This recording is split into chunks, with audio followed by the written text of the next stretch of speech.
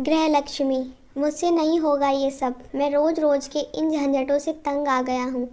तुम अपनी माँ से कह दो कि मैं रोज़ ऑफिस से छुट्टी लेकर अस्पताल के चक्कर नहीं लगा सकता और ना ही उनकी महंगी दवाइयों का खर्च उठा सकता हूँ। राजेश ने निधि पर चिल्लाते हुए कहा और तेज़ी से ऑफिस के लिए निकल गया। निधि की आंखों में आंसू आ गए। वह सोचने लगी, क्या मेरी माँ राजेश की कुछ नहीं लगती? क्या राजेश की अपनी माँ बीमार होती तो क्या वह उनका इलाज नहीं कराता? जब मैं अपनी सास को अपनी माँ जैसा आदर दे सकती हूँ, उन्हें अपनी माँ जैसा समझ सकती हूँ, तो राजेश क्यों नहीं ऐसा कर पाता? मेरी माँ का मेरे सिवाय है ही कौन? क्या शादी के 10 सालों बाद भी यह घर मेरा नहीं है जिसमें मैं अपनी मर्जी से अपनी माँ को रख सकूं? निधि अपने माता पिता की इकलौती संतान थी। उसके माता पिता ने बड़े अरमानों से और धूमधाम से राजेश के साथ उसका विवाह किया था। निधि के पिता की छोटी सी मिठाइयों की दुकान थी। शादी के बाद निधि अपनी दुनिया में बहुत खुश थी। उसे भरा पूरा ससुराल मिला था।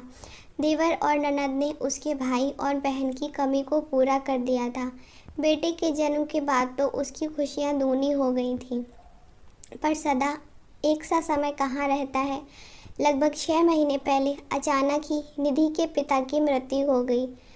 पिता की मृत्यु के पश्चात निधि की माँ बिल्कुल अकेली पड़ गई थी। उसके पिता की दुकान भी निधि के चचेरे भाइयों ने मिलकर हड़प ली थी। पूरी तरह बेसहारा हो चुकी माँ को निधि अपने साथ ले आई थी। उनकी तबीयत भी ठीक नहीं रहती थी। हालांकि माँ उसके साथ नहीं रहना चाहती थी, पर निधि अपनी उस माँ को कैसे छोड़ देती जिन्होंने उसे जन्म दिया था। शुरू में तो सब ठीक चल रहा था, परंतु कुछ समय बाद ही निधि की सास को छोटी छोटी बातें बुरी लगने लगी थी। तुमने अपनी माँ को चाय पहले क्यों दे दी? मेरे पोते को अपनी माँ से दूर रखा करो। पता नहीं क्या बीमारी है उन्हें। कब तक तुम्हारी माँ यहाँ रहेंगी? उन्हें किसी वृद्धा आश्रम में क्यों नहीं डाल देती? निधि घूंट का घूंट पीकर रह जाती, पर उसे कोई उपाय न सूझता। राजेश भी उसकी कोई बात न सुनता और अपनी माँ की हाँ में हाँ मिलाता। अब राजेश भी उससे खिंचा खिंचा ही रहता। आज भी राजेश ने कितनी बड़ी बात कह दी थी।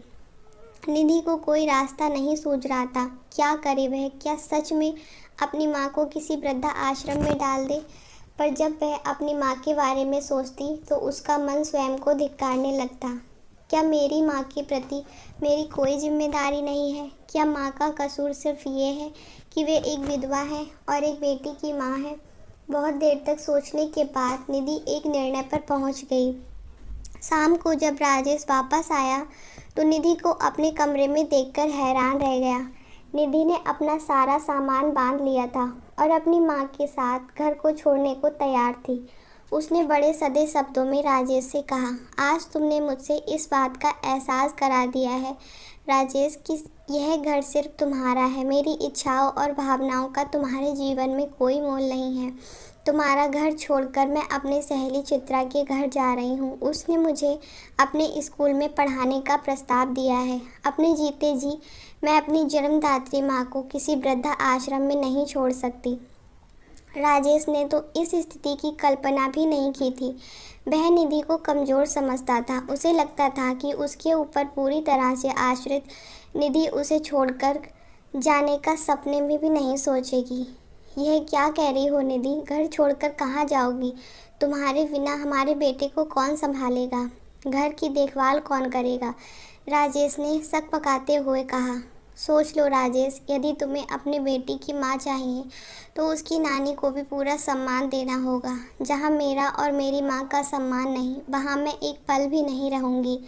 जहाँ तक बेटी की बात है, मेरी ममता मेरे आत्मसम्मान के सामने तुच्छ है। निधि ने दृढ़ शब्दों में राजेश को जवाब दिया और अपनी माँ का हाथ थामे दरवाजे की ओर बढ़ चली।